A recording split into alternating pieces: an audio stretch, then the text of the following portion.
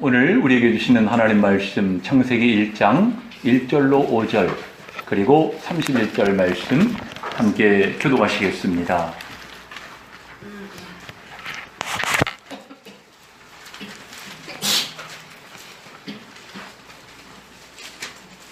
태초에 하나님이 천지를 창조하시니라. 하나님이 흥분하고 공허하며 후함이 깊은 위에 있고 하나님의 영은 수면 위에 운행하시니라. 하나님이 이르시되 빛이 있으라 하시니 빛이 있었고 빛이 하나님이 보시기에 좋았더라. 하나님이 빛과 어둠을 나누사 하나님이 빛을 낮이라 부르시고 어둠을 밤이라 부르시니라. 저녁이 되고 아침이 되니 이는 첫째 날이니라. 31절. 보시기에 신이 좋았더라. 저녁이 되고 아침이 되니 이는 여섯째 날이니라. 아멘. 우리가 살고 있는 지구의 지름이 12,756km. 둘레가 아니고 지름이에요, 지름. 굉장히 넓죠. 그런데 태양으로부터 지구까지의 거리는 무려 1억 5천만 킬로미터입니다. 이걸 통상 1AU라고 표현하는데요. 위에 나와 있죠? 빛의 속도로 가도 8분이 걸리고 비행기 타고 가면 20년 걸리고 걸어가면 4,000년 걸립니다. 한번 태양까지 가지도 못하겠지만 엄청 멉니다. 그런데 여러분들, 우리가 살고 있는 이 행성을 태양계라고 부르는데요. 태양계에는 모두 8개의 행성이 있어요. 아마 여러분들이 옛날에 다 배우셨을 것 같은데 그 가운데 가장 멀리 있는 행성이 해왕성이지요. 태양으로부터 지구까지는 1억 5천만 킬로미터인데 태양으로부터 해왕성까지는 45억 킬로미터. 그러니까 태양에서 지구까지 거리 정확히 30배입니다. 30AU라고 이야기하죠. 우리 상상을 초월합니다. 여기는 굉장히 크게 그림이 나와 있지만 정말 얼마나 작은지. 여러분들, 우리가 오래전만 하더라도요, 우리가 이 우주라고 하는 것이 우리가 살고 있는 태양계라고 생각을 했어요. 태양계가 곧 우주 전체라고 생각을 했던 거지요. 근데 여러분들, 1977년에 보이저 1호가 발사가 됩니다. 근데 이 보이저 1호는 시속 6만 킬로미터로 날아가서 현재는 240억 킬로미터 지점에 가 있어요. 달려가고 있습니다. 그런데 이 보이저 1호가 발사된 지 13년 만인 1990년에 이 보이저 1호가 그 60억 킬로미터가 날아간 지점에서 지구를 찍은 사진을 전송을 해왔어요.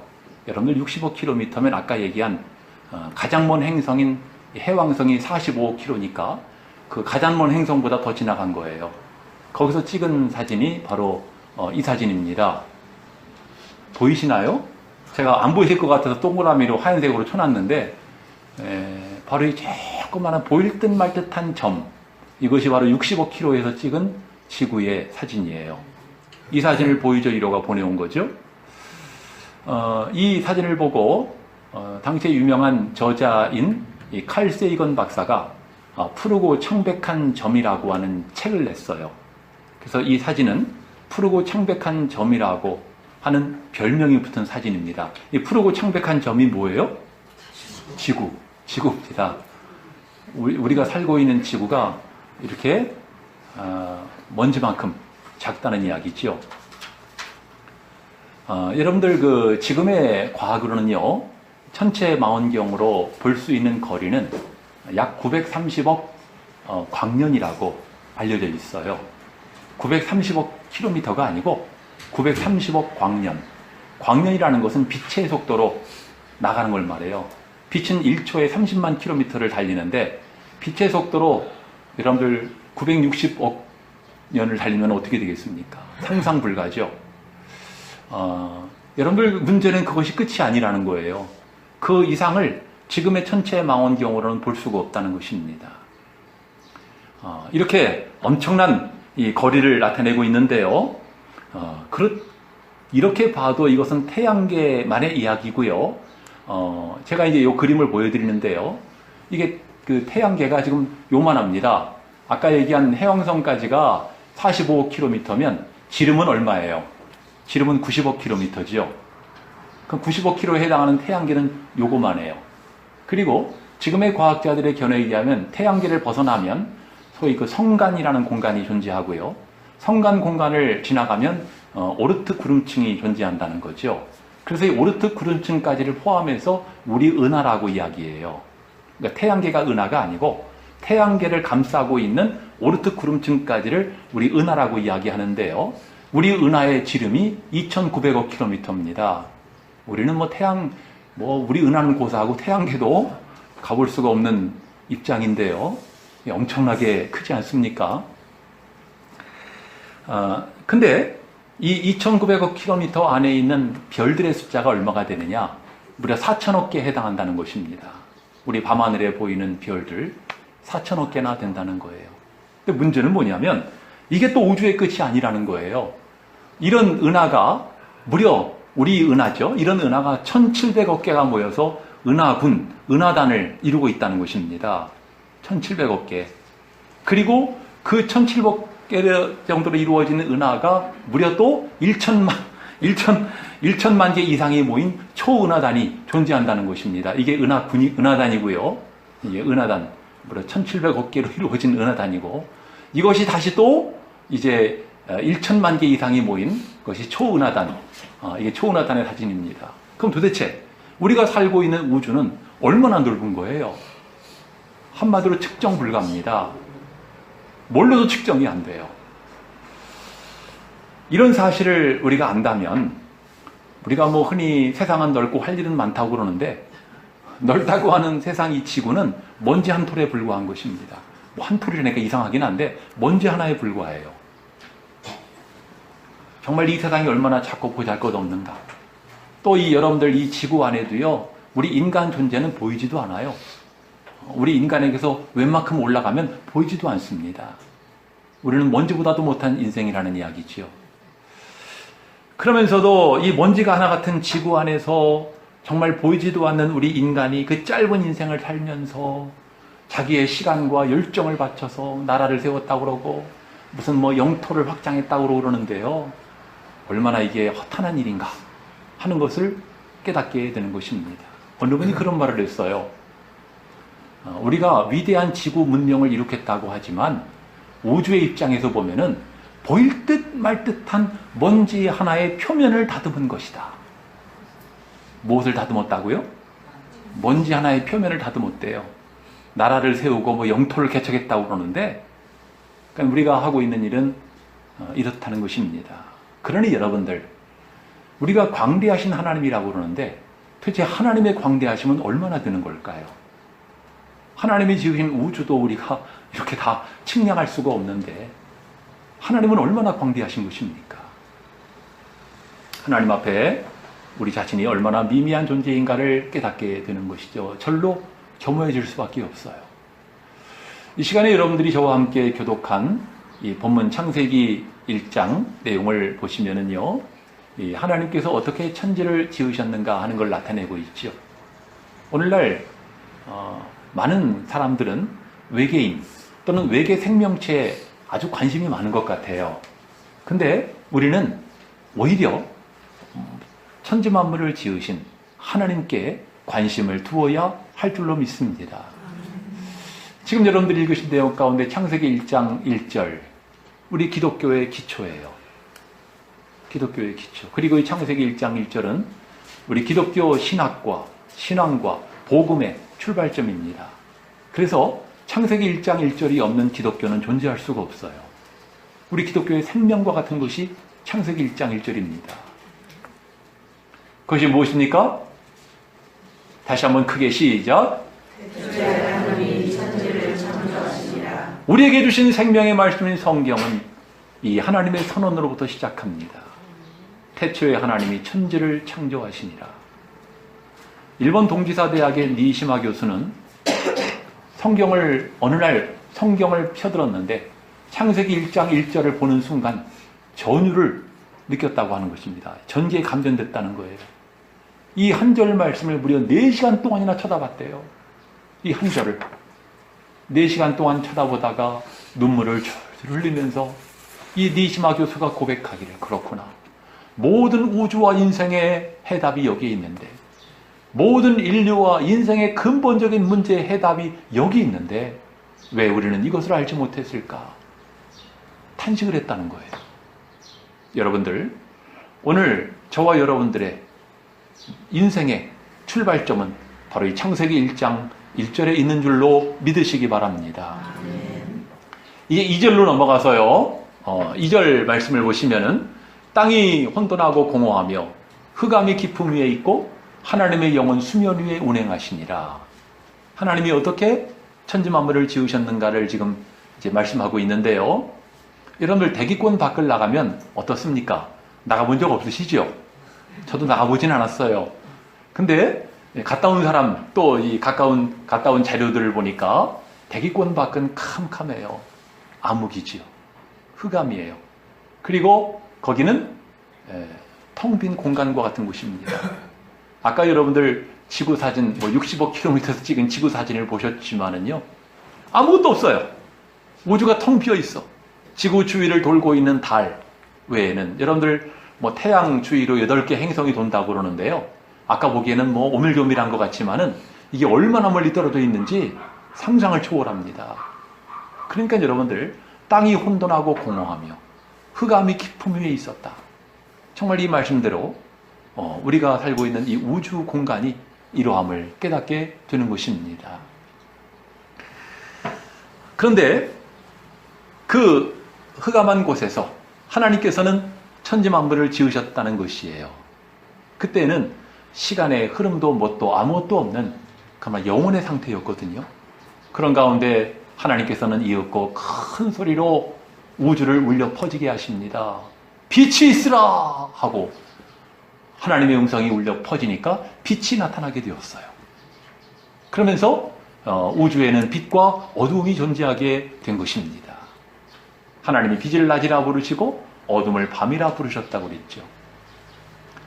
요한복음에 의하면 하나님께로부터 울려 퍼진 이 음성, 이 말씀의 본체가 예수님이라고 소개하고 있어요. 요한복음 1장 1절을 보시면 태초에 말씀이 계시니라. 이 말씀이 하나님과 함께 계셨으니 이 말씀은 곧 하나님이시니라. 말씀이 육신을 입으신 분이 누구예요? 14절에 나오죠. 말씀이 육신이 되어 우리 가운데 거하시매 그의 영광을 보니 아버지의 독생자의 영광이요 은혜와 진리가 충만하더라. 하나님이 천지 만물을 지으실 때 하나님으로부터 울려 퍼진 그 음성, 그 말씀, 그 본체가 예수 그리스도였음을 요한복음이 우리에게 증언하고 있는 것입니다. 창세기 1장으로 돌아가서 하나님께서는 빛을 만드시고 이어서 하늘의 해와 달과 별들을 만드셨죠. 아까 소개한 천문학자들의 견해가 맞다면 하나님께서는 해와 달과 별들로 이루어진 이 태양계를 만드셨고요. 태양계를 만드셨고, 그리고 태양계를 둘러싸고 있는 우리의 은하, 또 은하단, 나아가 초은하까지 하나님께서 만드신 줄로 믿습니다. 여러분들, 하나님께서 해와 달과 별들을 만드신 이후에 바로 이제 달력과 시간이 등장하지 않습니까? 시간이 이제 시작된 거예요. 시간도 여러분들 하나님의 창조물인 것 아십니까? 많은 사람들이 시간은 어떻게 생겨났을까 궁금해하는데요. 시간은 하나님의 창조물입니다. 하나님은 영원의 하나님이시기 때문에. 외계 생명체를 확신하는 어떤 사람이 이런 말을 해요. 이 드넓고 광활한 우주 공간에 먼지 같은 지구, 그리고 정말 먼지보다 더 못한 그런 인간의 생명체만 존재하고 있다고 한다면, 조물주가 그렇게 만들었다면 이 얼마나 큰 공간의 낭비인가, 이런 말을 하더라고요. 저는 이 말을 뒤집어서 이해를 하고 싶어요. 하나님께서는 이 작고 초라하고 보잘것없는 지구와 인간을 너무나 사랑하셔서 이 지구와 인간을 위해서 온 드넓은 우주를 가동하고 계신다는 것입니다. 하나님의 사랑과 희생인 것을 알 수가 있죠. 여러분들, 광대하신 하나님이 뭐가 아쉽다고 인간 역사에 개입을 하셔가지고 이 아둔하고 깨닫지 못한 둔한 인생들을 깨닫게 하시려고 이렇게 애를 쓰시는 것일까요? 참 그런 하나님을 생각해 보면은요, 우리가 참 황송하기 그지없습니다. 우리가 뭔데? 지구가 뭔데? 하나님은 이렇게 애정을 쏟으시냐는 거예요. 천지창조를 매듭짓는 이 아까 오늘 본문의 끝이죠. 창세기 1장 31절 우리 같이 읽어보실까요? 시작. 하나님이 지으신 모든 것을 보시니 보시기에 심히 좋았더라. 저녁이 되고 아침이 되니 이는 여섯째 날이니라. 여러분들, 이 하나님의 천지창조를 마치시는 마지막 내용을 소개하고 있는데, 이 가운데 하나님 보시기에 심히 좋았더라, 이 좋다라고 하는 말을 히브리어 성경을 보면 이게 톱이라는 말이 쓰였어요. 이게 히브리어입니다. 히브리어로 톱이라는 단어인데요. 이 단어는 외관적 아름다움을 말하는 것이 아니고 모든 것이 자기 자리에서 제 역할을 수행하고 있는 상태를 말해요. 우리가 좋은 시계라고 그러면은 디자인이 훌륭한 시계를 말하는 게 아니고 시간이 정확하게 맞는 시계를 좋은 시계라고 그러잖아요. 그처럼 하나님이 만드신 우주와 만물이 제자리에서 질서 있게 운행되고 있는 이 모습을 보시고 보시기에 좋았더라고 성경이 표현하고 있는 것입니다. 이처럼 하나님께서 지으신 모든 만물, 하나님의 뜻대로 운행되고 있는 것을 우리가 볼 수가 있는데요. 그런데 참 이 존재하는 모든 것 가운데 하나님의 뜻을 벗어난 두 존재가 있으니 첫째는 사탄이요, 둘째는 사람이에요. 똑같이 사자로 끝나요. 이 두 존재만큼은 하나님의 뜻대로 하지 않고 벗어나 있다는 사실이에요. 여러분들, 이렇듯 완전하고 광대하신 하나님 앞에서 인생을 살아가는 우리들, 과연 우리는 어떠한 인생의 목적, 어떠한 인생의 의미를 위해서 살아가야 되는 것일까요? 사람마다 인생의 목적과 의미를 알기를 원하잖아요. 근데 여기에 전제 조건이 있어요. 우리 사람은 세상에 존재하는 어떤 사람이든지 자기 인생의 목적과 의미를 알 수가 없다는 거예요. 없다는 거예요. 그 이유가 무엇이냐면 인간은 한계의 존재이기 때문입니다. 인간의 지식과 지혜는 불완전합니다. 저도 옛날에 논문 쓰느라고 1년 동안 고생한 적이 있는데, 논문이 뭐예요? 사람들이 알지 못하는 새로운 과학적 사실, 어떤 자료를 가지고 그것을 세상에 알리는 것이 논문 아니에요? 근데 그렇게 고생해서 논문을 써놓으면 10년 가기가 어려워. 10년 가면 또 뒤집혀요. 새로운 학설이 나오고 새로운 진리가 등장을 합니다. 그러면 이전의 논문은 다 쓰레기가 되어버리고 말아요. 인간의 지식과 지혜는 오류가 많아요. 끊임없이 새로워지는 거예요.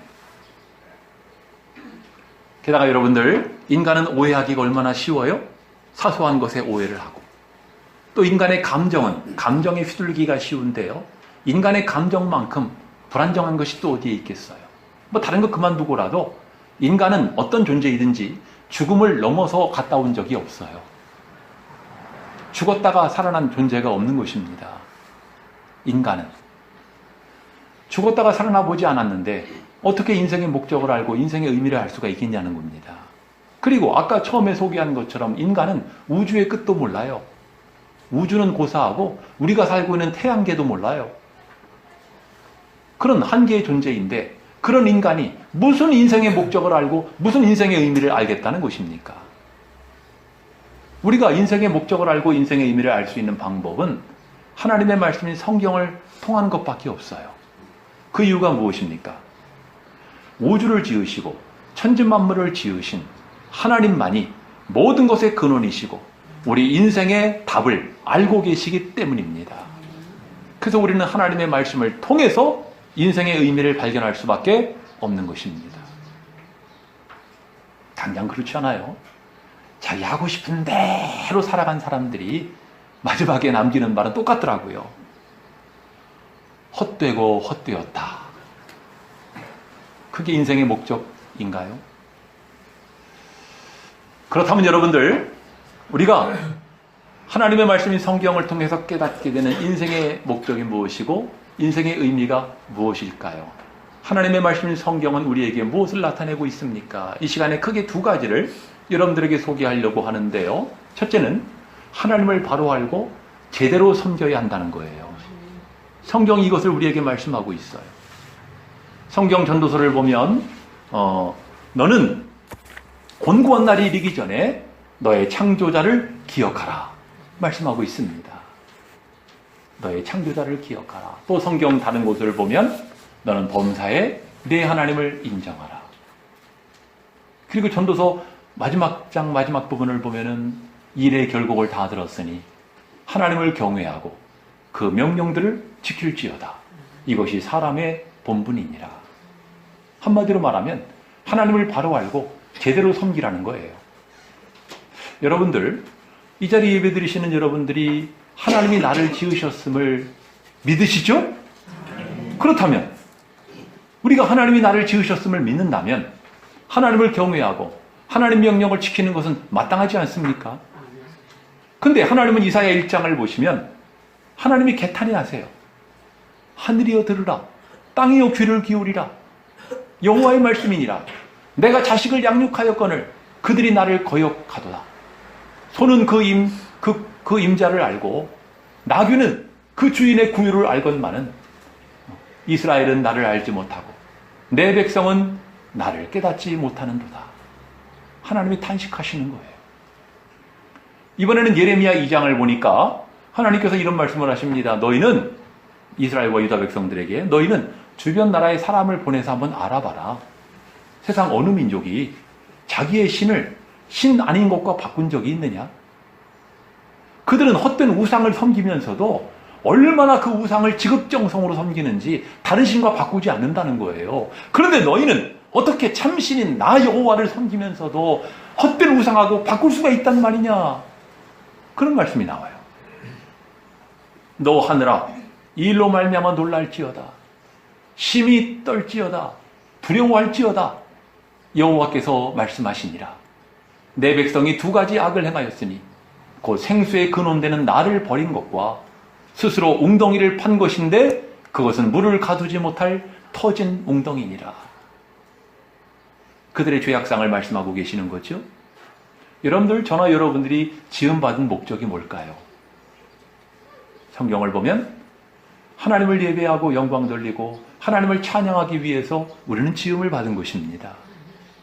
이사야 43장 7절을 보니까 이 백성은 내가 나를 위하여 지었나니 나의 찬송을 부르려 함이로다. 21절입니다. 그리고 7절 말씀에는 내 영광을 위하여 창조한 자를 오게 하라.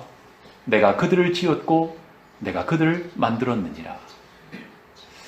여러분들 일생을 살면서 고난의 삶을 살았던 다윗은요, 그 많은 고난의 일생을 산 이후에 그가 깨달은 사실이 하나님을 경외하고 그 명령을 지키는 것이 인생의 본분이로구나 하는 것을 깨달았어요.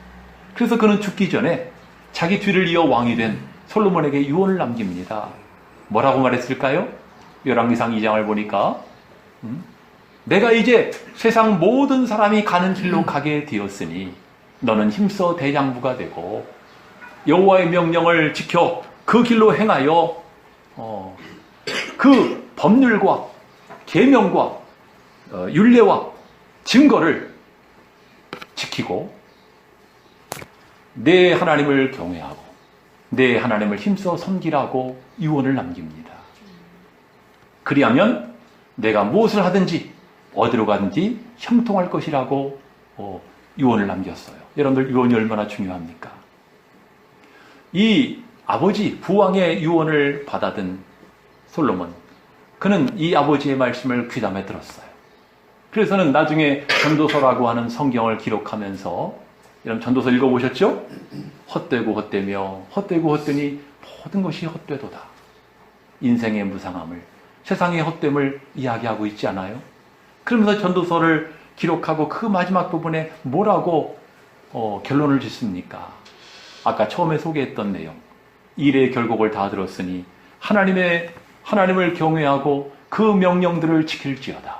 이것이 사람의 본분이니라. 끝을 맺고 있는 것입니다. 여러분들, 요즘 새벽기도 시간에 욥기를 우리가 살피고 있는데요. 욥은 정말 하나님을 경외하고 하나님 명령을 지킨 대표적인 인물 아니겠어요? 하나님께 많은 복을 받았어요. 어느 날 그는 큰 엄청난 시련을 겪게 되었죠. 감당할 수 없는. 여러분들 이렇게 망할 수 있습니까? 그의 재산이 다 사라지고 그 생떼 같은 자식들이 다 죽고 자기의 몸은 질병이 들어가지고 만신창이가 되었어요. 자기 아내는 욕지거리를 합니다. 망해도 철저히 망했어요. 다 무너졌어요. 그런 가운데 욥이 다 무너지고 다 깨져도 절대 포기할 수 없는 것 하나, 곧 그의 신앙임을 나타내고 있어요. 여러분들은 욥기를 읽으면서 과연 어떤 말씀이 마음에 와닿는지 모르겠어요. 근데 저는 개인적으로 욥기 27장 5절과 6절이 늘 마음에 와닿아요. 개인적인 얘기예요. 지금 이 상황이 어떤 상황이냐면 욥이 이렇게 완전히 큰 재난 가운데 신음하고 있을 때 욥의 세 친구가 욥을 비난하고 정죄하고 막 공격하는 장면이 나옵니다. 네가 죄를 지어서 그렇다. 네 자녀가 죄를 지어서 그래. 너 하나님을 회개해야 돼. 그래서 욥을 아주 공격을 하는 거예요. 그때 욥이 욥기 27장 5절로 6절을 보시면은 이렇게 이야기합니다. 나는 결코 너희를 옳다 하지 않을 것이다. 나는 죽기 전에는 내 온전함을 버리지 않는다.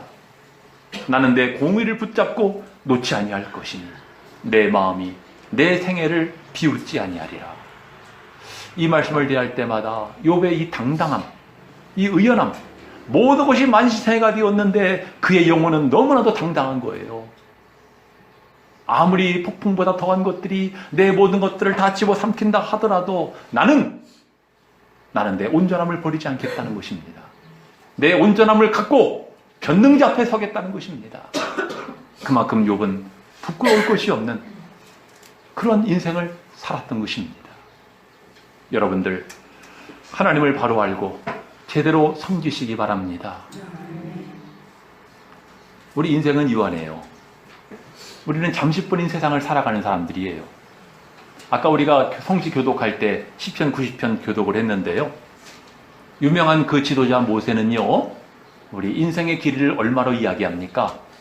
그 내용을 보면은 1000년이라는 시간이 마치 사람이 잠을 자다가 잠깐 깼다가 다시 잠드는 그 찰나의 시간, 그 짧은 시간을 1000년으로 이야기하고 있어요.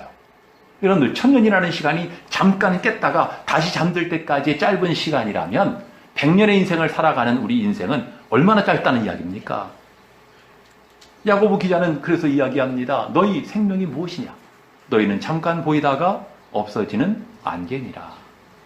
그래서 세상의 군왕들이나 권력자들은 자기의 권력이나 금은보화를 다 주어서라도 영생을 얻고 싶어 했어요. 하지만 얻지 못했죠. 하지만 성경에는 우리가 어떻게 영생을 얻는지를 나타내고 있어요. 요한일서 2장 17절을 보니까 이 세상도 그 정욕도 다 지나가되 오직 하나님의 뜻을 행하는 이는 영원히 거하느니라. 어떤 사람이 영원히 거한다고요? 하나님의 뜻을 행하는 이가 영원히 거하느니라. 따라서 여러분들 먼지 같은 인생을 살아가고 있지만 우리가 하나님 앞에서 해야 할 일이 무엇입니까? 인생의 목적이 뭐예요? 하나님을 바로 알고 제대로 섬겨야 할 것이고 무엇보다 하나님의 뜻을 행하는 영혼에 속한 여러분들이 되어야 할 줄로 믿습니다. 두 번째는 나 자신을 바로 알고 그리고 후사를 도모해야 돼요. 따라해 보십시다. 나를 알고 후사를 도모하자. 누가복음 16장을 보니까 참 이해하기 어려운 난해한 예수님의 비유 하나가 나옵니다. 불의한 청지기의 이야기인데요. 어떤 부자에게 청지기가 있었는데 이 주인집 재산을 관리하는 사람이었는데 이 청지기가 주인의 재산을 허비한다는 이야기를 듣게 됐어요. 이 주인이 그 청지기를 해고합니다. 네 보던 일을 정리해라. 그리고 나가라 하는 거죠. 이 청지기가 이 주인의 이야기를 듣고 생각하기를 야, 나 이제 잘리는구나. 내가 이제 어떻게 해야 되나? 가서 노동을 하자니 힘이 없고 빌어먹자니 부끄럽구나. 한참을 고뇌하다가 좋은 아이디어가 떠올랐어요. 그것은 뭐냐면은 주인에게 빚진 사람들을 불러다가 50%, 20% 디스카운트 하는 거예요. 그래서 주인에게 기름 100마리를 빚진 사람 불러다가 이렇게 빨리 앉아가지고 50마리라고 쓰라고. 왜 그러는 거죠? 왜 그래요? 자기가 쫓겨나면 그 사람들이 자기에게 호의를 베풀지 않겠어요. 깎아줬으니까. 근데 여러분들, 예수께서는 이 비유를 말씀하시면서 마지막에 이렇게 이야기를 하세요. 이 부자가 옳지 않은 청지기가 이를 지혜롭게 하였으므로 칭찬하였다라고 기록되어 있어요. 아니 그럼 이 청지기가 잘했다는 이야기인가요? 주인집 재산을 가지고 뭐 자기 마음대로 50%, 20% 디스카운트 해주고 이게 잘한 거, 오늘날로 말하면 문서 위조죄예요. 이게 무슨 이야기입니까?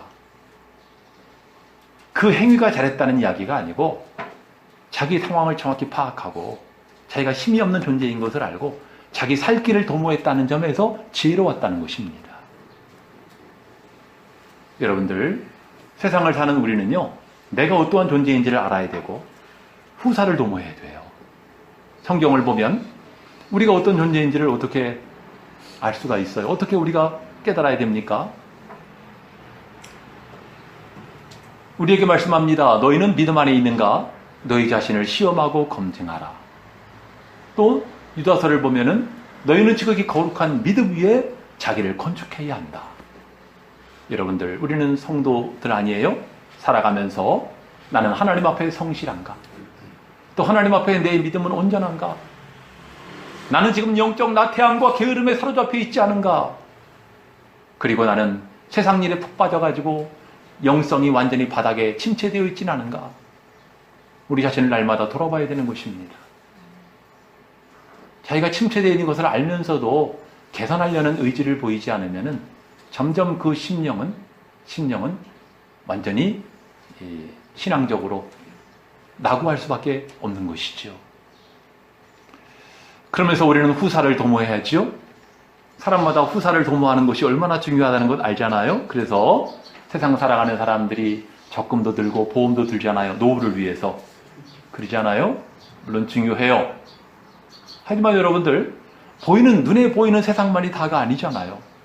왜? 자기의 노후까지만 생각을 합니까? 죽음 이후의 영생까지를 생각을 해야지. 성경에서 말씀하는 후사는 뭐예요? 우리의 영생과 하늘의 상급이 아니겠습니까? 그래서 예수님께서는 너희 보물을 하늘에 쌓아두라고 말씀하세요. 보물을 땅에 쌓아두면 점과 동록이 해하고 도적이 구멍 뚫고 도적질한다는 것입니다. 헛되다는 것입니다. 너희 보물을 하늘에 쌓아두라고 말씀하세요. 그리고 이것을 실증적으로 나타낸 말씀이 바로 누가복음 12장에 나오는 어리석은 부자의 비유 말씀이에요. 다 알고 계시죠? 한 부자가 어느 해 풍년 소출을 얻게 되었어요. 행복한 고민을 하게 됐죠. 이 곡식을 쌓아놔야 되는데 창고가 너무 좁은 거예요. 그래서는 이 부자가 창고를 헐고 크게 지었어요. 그리고 이 곡식 가마니를 거기다가 다 쌓아둔 거예요. 이거를 바라보니까 부자가 너무 흐뭇해요.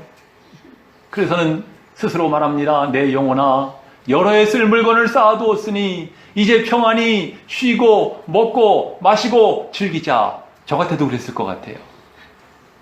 근데 그날 밤에 하나님이 찾아오십니다. 어리석은 자여, 오늘 밤에 내 영혼을 토로 찾으리니 내 예비한 것이 누구 것이 되겠느냐.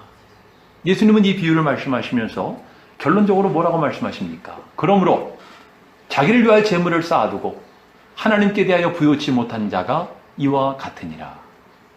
이 자리에 계시는 여러분들은 여러분의 보물을 하늘에 쌓아두는 자 되시기 바랍니다. 아멘. 하늘의 보물을 쌓아두는 게 어떤 것이라는 건 여러분들이 아시지 않아요?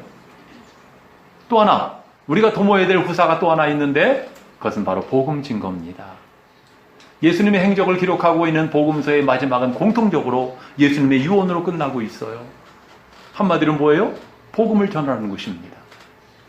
왜 이것이 이렇게 중요합니까? 왜 이렇게 주님은 신신당부하시는 거예요? 복음을 전하는 일이 하나님을 기쁘시게 하는 것이고 예수님이 원하시는 것이고 오늘 우리의 인생에 가장 가치 있고 보람된 인생의 의미이기 때문입니다. 바로 영원한 하나님 나라를 위한 투자인 거예요. 투자.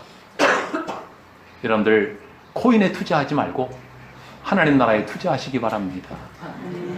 사랑하는 여러분들, 아까 처음에 소개한 것처럼 이 우주의 광활함에 비하면 우리는 정말 먼지 하나에도 못 미치는 미미한 존재입니다. 하지만 하나님 앞에서의 우리는 택하신 족속이요, 왕같은 제사장들이요, 거룩한 나라요, 그의 소유된 백성들인 줄로 믿습니다.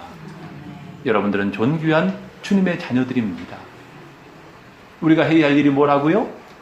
첫 번째는 하나님을 바로 알고 제대로 섬기자. 대답을 못 하시는 거 보니까 한번 따라해 보십시오. 하나님을 바로 알고 제대로 섬기자. 어떻게 섬기자고요? 제대로 섬기시기 바랍니다. 특별히 하나님의 뜻을 행하는 영혼에 속한 여러분들 되시기 바랍니다. 나아가 두 번째로 해야 될 일이 뭐예요? 그렇죠. 나 자신을 바로 알고 후사를 도모하시기 바랍니다. 보험도 많이 들으시고 적금도 많이 들으시고 하나님 나라를 위해서 보물도 많이 쌓아두시기 바랍니다. 그래서 여러분들이 진정한 하나님 나라의 백성들, 존귀한 주님의 자녀들 되시기를 주의 이름으로 축원합니다.